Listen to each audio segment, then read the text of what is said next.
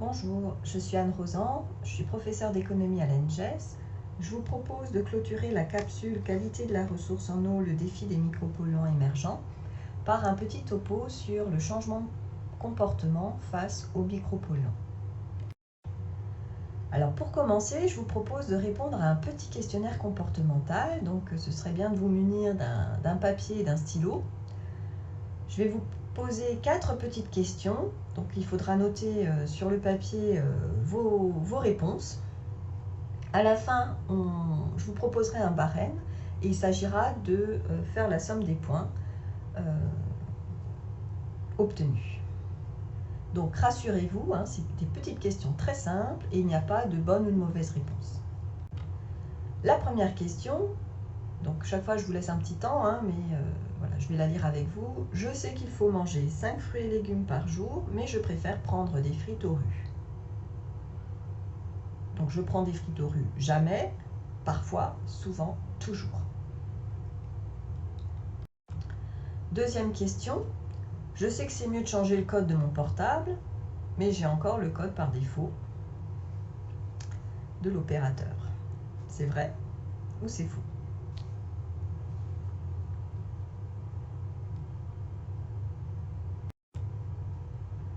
Je sais que je dois réviser, mais je passe beaucoup de temps sur Internet à faire autre chose. Ça m'arrive jamais, parfois, souvent, toujours.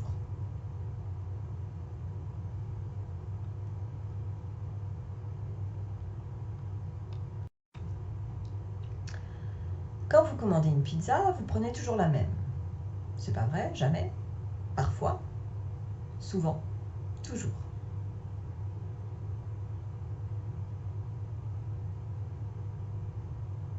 Voilà, on a répondu aux questions. Donc je vous propose d'appliquer le barème suivant à chacune des questions. Donc la question 1, par exemple, vous aviez la possibilité de répondre jamais, parfois, souvent, toujours. Donc par exemple, si vous avez répondu parfois, vous comptez 2 points. La question 2 était une question vrai-faux. Donc là, si vous avez répondu vrai à cette question, vous avez 20 points. Si vous avez répondu faux, vous avez 0 points. Pour les questions 3 et 4, comme pour la première question, vous appliquez le barème de points en fonction de vos réponses, jamais, parfois, souvent, toujours. Par exemple, si vous avez répondu toujours à la question 4, vous avez 10 points.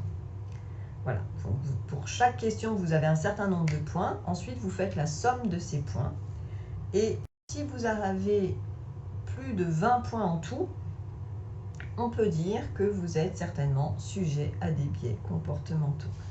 Si vous avez moins de 20 points, c'est que vous êtes certainement moins sensible aux biais comportementaux.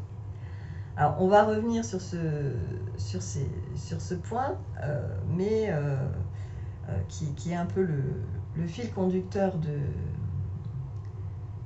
ce petit cours. C'est en fait tous ces biais comportementaux. En fait, la plupart des personnes, nous sommes sujets effectivement à des biais comportementaux.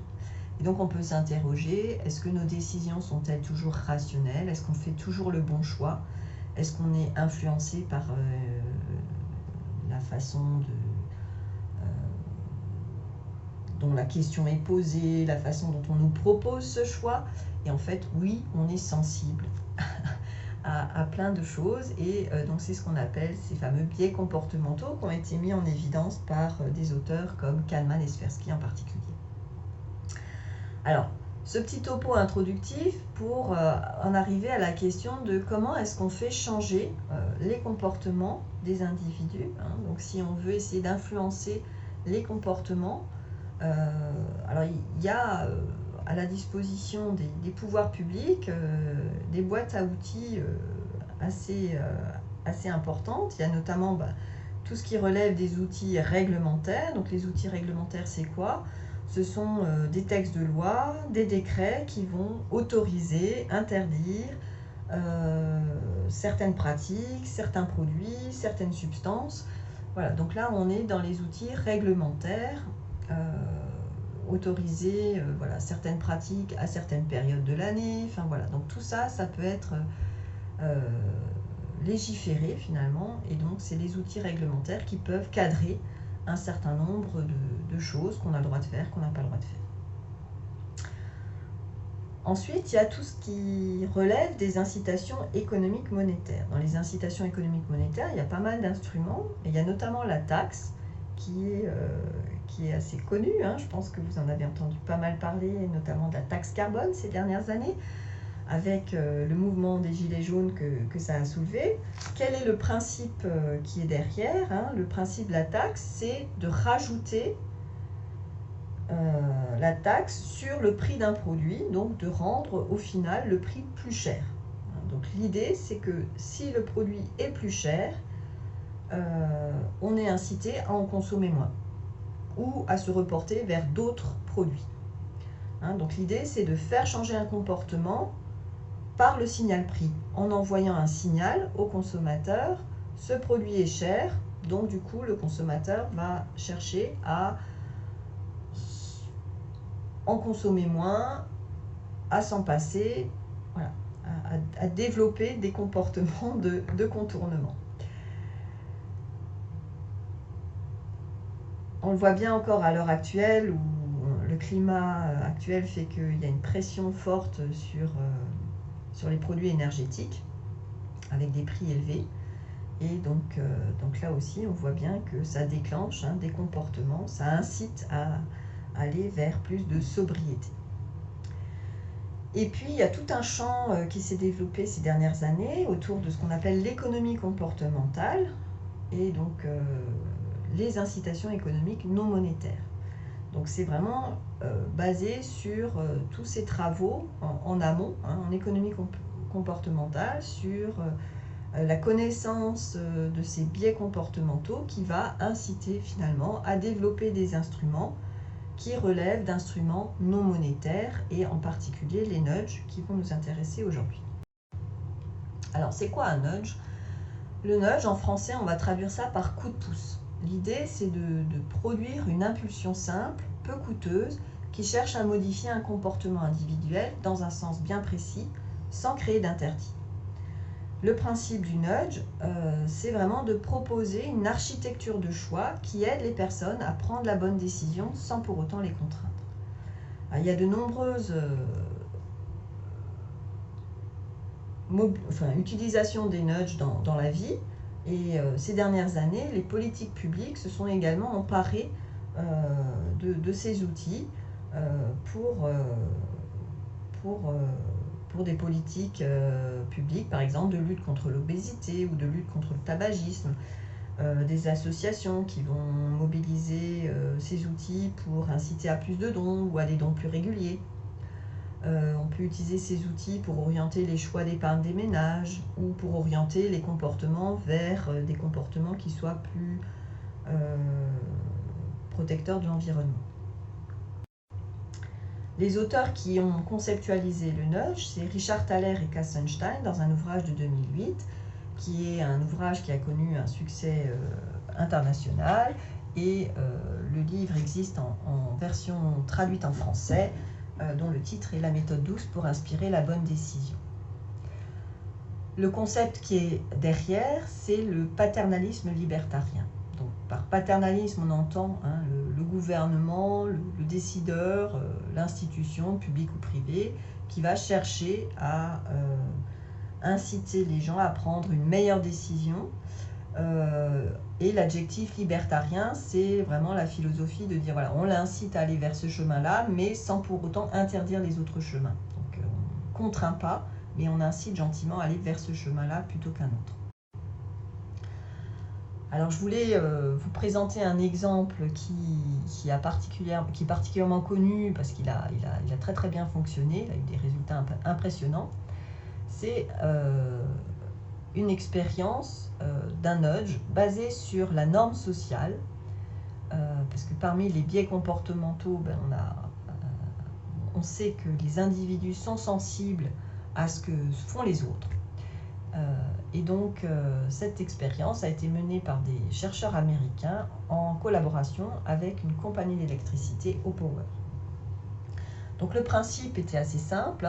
Les ménages recevaient en même temps que leur facture d'électricité un petit schéma qui ressemble à celui que vous avez sous les yeux, avec ici la consommation du ménage. Donc ça, en général, dans la facture, il voit sa consommation.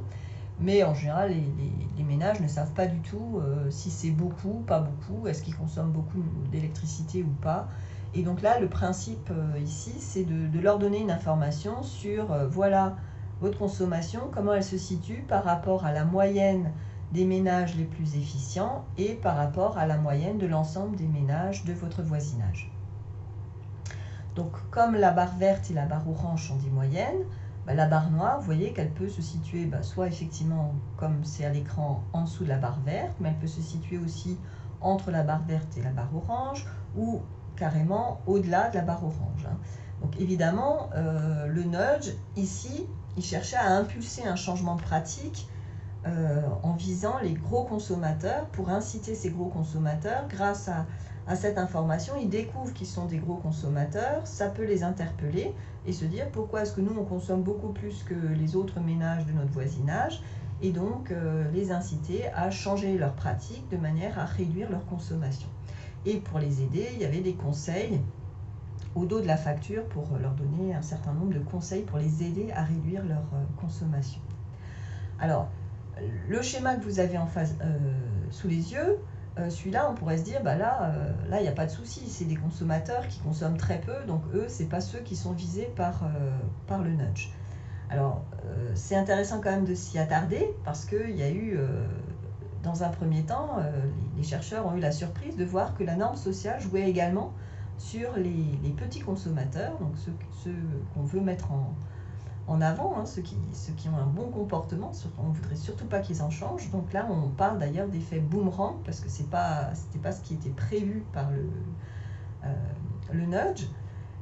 Mais donc la norme sociale va jouer un rôle d'attraction, y compris aussi pour les petits consommateurs, qui ont eu tendance, eux, à augmenter leur consommation. Donc pour contrecarrer ça, les chercheurs ont rajouté ce petit encart avec des smileys pour vraiment dire, voilà, vous consommez peu, mais c'est très très très bien, surtout ne changez rien. Voilà, et donc ces petits smileys ont permis d'éviter donc cet effet négatif qui n'était pas recherché. Et au final, grâce à ce nudge, la consommation d'électricité a effectivement considérablement diminué. Alors, je voulais maintenant vous présenter une autre expérience réalisée par un chercheur français qui est Yann Reynaud, qui s'est inspiré en fait de l'expérience américaine No Power et qui l'a appliquée dans un contexte un peu différent qui nous intéresse ici, puisqu'il s'agit de pesticides utilisés par des viticulteurs en Gironde. Donc, il a pu travailler avec une coopérative. Et donc, comme indicateur d'utilisation de pesticides, il a pris comme indicateur l'IFT. L'IFT, c'est l'indicateur de fréquence de traitement, qui est un indicateur qu'on peut calculer sur la base des informations qui sont renseignées par tout agriculteur qui utilise ce type de produit, qui doit renseigner sur une base du ministère de l'Agriculture quel produit a été utilisé, à quel moment, en quelle quantité, sur quelle surface, etc. Et donc, à partir de ces informations-là, il est possible de calculer donc ce fameux IFT, qui est donc un ratio de la dose appliquée sur la dose de référence multiplié par un second ratio qui est la surface traitée sur la surface totale. Voilà, donc plus l'IFT est élevé, plus ça veut dire qu'on a utilisé beaucoup de produits, donc le but c'est de faire baisser l'IFT. Donc, il s'agit ici d'une expérience qu'on qualifie de Natural Field Experiment. Donc, ça veut dire une expérience de terrain naturel. Ça veut dire que vraiment l'expérience est menée dans des situations complètement naturelles. Les viticulteurs ne sont pas informés qu'ils participent à une expérience. Donc, c'est l'ensemble des viticulteurs de la coopérative. Et donc, ils ont été séparés en 3 groupes. Un premier groupe a reçu un courrier de type Nudge 1, c'est-à-dire qu'il a reçu une information de sa coopérative, l'informant sur son propre IFT, sur l'IFT moyen de la coopérative et également sur une représentation de la répartition des IFT. Un deuxième groupe qui a eu un courrier de type Nudge 2, qui donne l'information de l'IFT du viticulteur en question et également de la moyenne de l'IFT moyen de la coopérative. Et ensuite, un troisième groupe, qui est le groupe témoin, donc qui n'a pas reçu de courrier. Chaque groupe est de taille identique, hein, donc environ 80 viticulteurs dans chaque groupe. Alors, on ne peut pas simplement comparer l'IFT d'une année à l'autre, parce que évidemment, chaque année va être différente en termes de météo, en termes d'événements climatiques. Hein, donc, s'il pleut beaucoup, on va avoir tendance à plus traiter, etc., etc. Donc, voilà. Donc, ici, on voit qu'en 2015, en fait, le chercheur a calculé les IFT de l'ensemble des viticulteurs et l'IFT moyen est de 16,41. Ensuite, il y a eu les courriers qui ont été envoyés et ensuite on a observé les IFT de l'année suivante, 2016. Et donc là, on voit que sur l'ensemble de la coopérative, l'IFT a légèrement augmenté. Alors maintenant, ce qui est intéressant, c'est de regarder en relatif dans chacun des groupes. Et donc là, le résultat qui est vraiment intéressant, c'est de voir que dans le groupe 2, alors que globalement l'IFT a augmenté, dans le groupe 2, l'IFT a diminué.